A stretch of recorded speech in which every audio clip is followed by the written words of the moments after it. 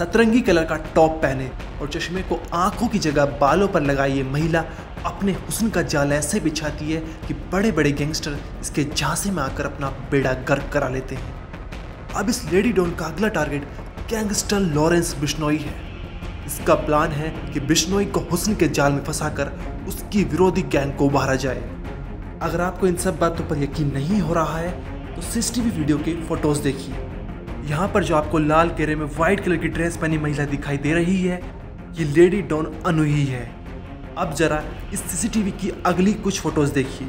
यहाँ पर ये एक रेस्टोरेंट में एक आदमी के साथ बैठी दिखाई दे रही होगी, लेकिन अगली कुछ सेकंड में इसने इतना खतरनाक कांड करवा दिया जिसकी आप कल्पना भी नहीं कर सकते।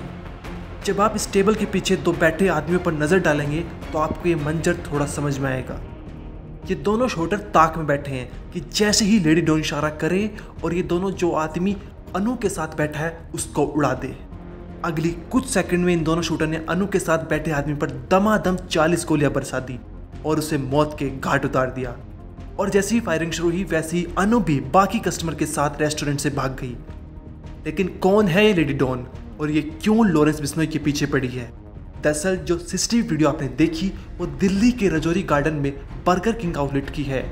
यहाँ 18 जून को रात के समय में लेडी डॉन अनु धनखड़ ने अमन नाम के आदमी को हुस्न के जाल में फंसाकर उसका मर्डर करवा दिया।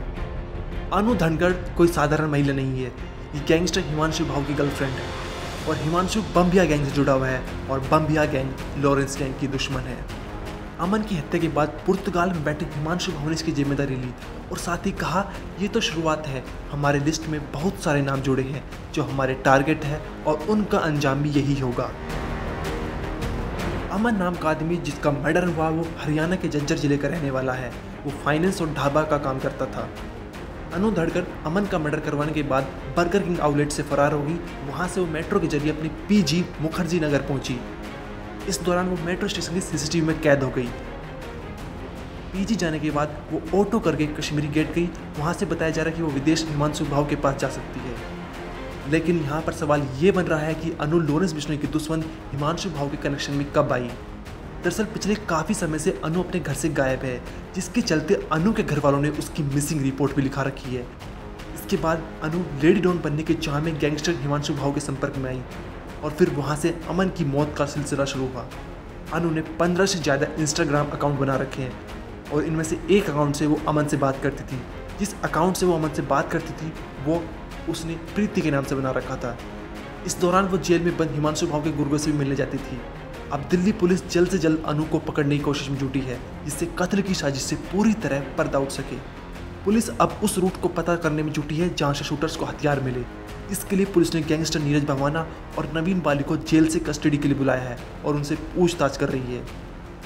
इस हत्याकांड को अंजाम 3 शूटर्स ने दिया।